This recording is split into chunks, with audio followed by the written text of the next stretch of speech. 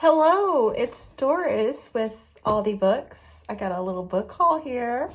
I just posted a video and I'm back a few seconds later to do the haul. Did a wrap up, now I'm doing a haul. You know, books going out, books coming in, love it. I went to Kuala Lumpur, Malaysia. I'm in China. Not so many English language bookstores here, but a lot in Malaysia, so it was worth the Thanksgiving visit. I went to Kinokuniya bookstore. This is a Japanese chain. I have even been to this bookstore in New York City, but this one was Malaysia, Kuala Lumpur, and we were just there like very briefly visiting friends, but I said, I want gluten-free pizza and I want to go to a bookstore. And so they graciously accommodated me. And I had so much fun buying books. So, you know, when you go to a bookstore, it's kind of, I don't know, if you're just used to going to bookstores in the States, you might not know what I'm talking about. But bookstores around the world are kind of different. Like, it's hard to get the lay of the land at first. So I just kind of wandered around looking from book to book and not finding much. Yeah, because they had like general fiction and popular, but it wasn't like what I was expecting. But then I found a big bookshelf of Asian authors and I hit the jackpot there. So, and I'm sorry for the glare. These are shrink wrapped because Malaysia is a very humid, tropical, jungly climate, and that affects books, especially paperbacks, which all of these are. And here, where I live in China, it is somewhat that way as well. So I thought they're shrink wrapped, gonna leave them that way until I read them. So I have Martyr by Kaveh Akbar, and I don't know, this sounded interesting. It's kind of popular right now. I forget which prize that it almost won, maybe more than one. And I feel like some people love it and some people don't, and some people are kind of in the middle. So I'm curious to see how I get on with it. I read the book cover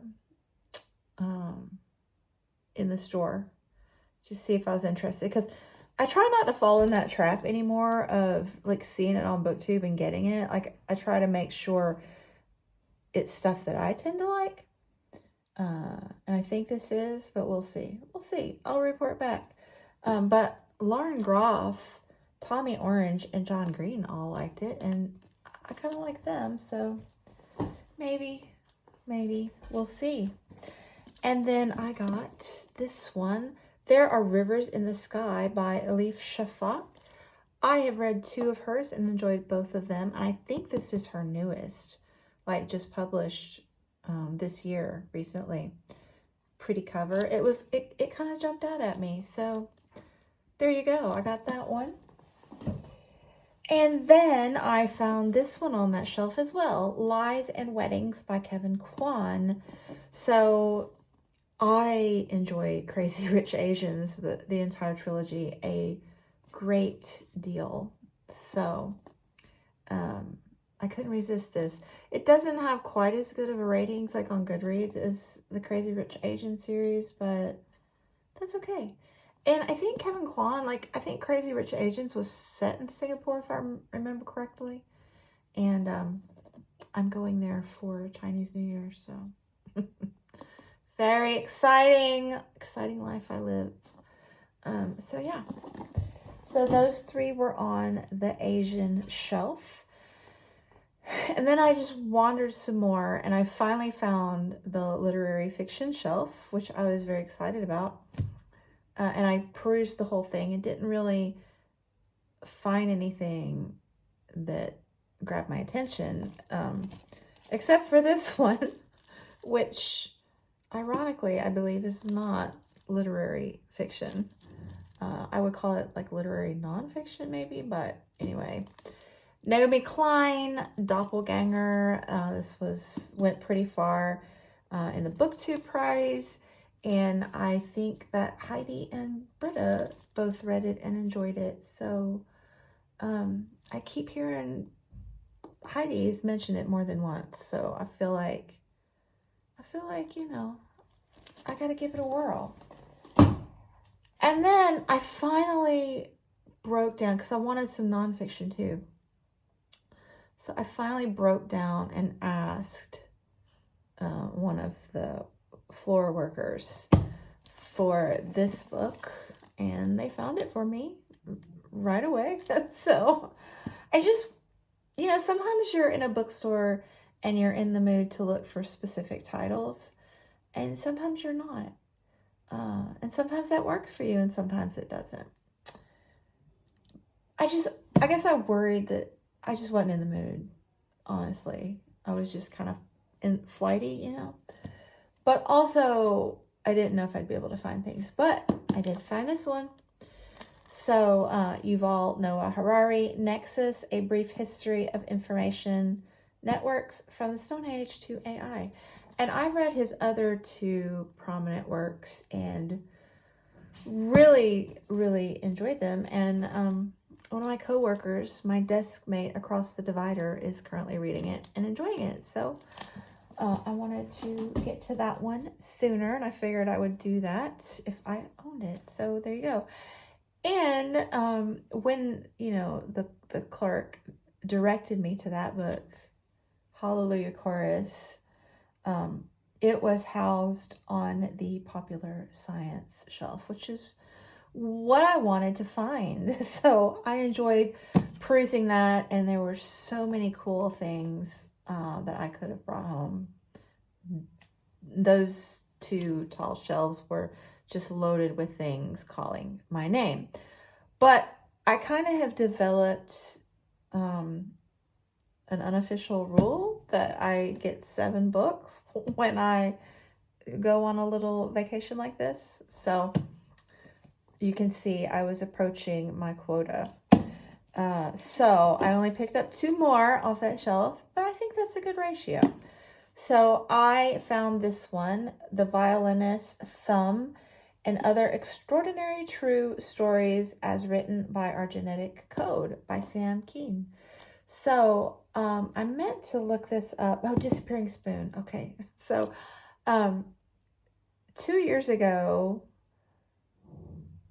I had to start teaching 6th and 7th grade chemistry at my school because we lost a teacher. So I read Disappearing Spoon, which I found very interesting. So when I saw this, I gravitated toward it. Are those flies? They are. That is weird. On the thumbprint. That's weird. Cool cover, actually. Anyway, what was I telling you? I read The Disappearing Spoon, which is quirky stories about chemistry and the elements and chemists and all that. Thoroughly enjoyed it. So when I saw this and was pulled in, and then I realized who that was, I was like, yeah, let me get that one. That's probably going to be good. So got that. And then last but not least, last choice, thought about this for a while, had not heard of this book, but it kind of plays into the fact that I'm teaching chemistry again, 8th grade this time around.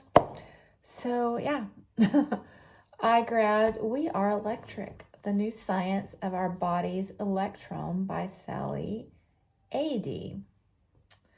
So if you don't know, if you're not having to teach chemistry, our bodies, you hear a lot about our bodies being controlled by our hormones. Well, we actually function because of electrical circuits, which are actually not, technical. They're chemistry. I know. Mind blowing. But yeah, so this has grabbed my attention, and I'm going to give it a whirl. So this is my so exciting book haul from Malaysia. And I'm excited to get into them soon. Okay. Thanks so much for watching, and I'll be back soon. Bye.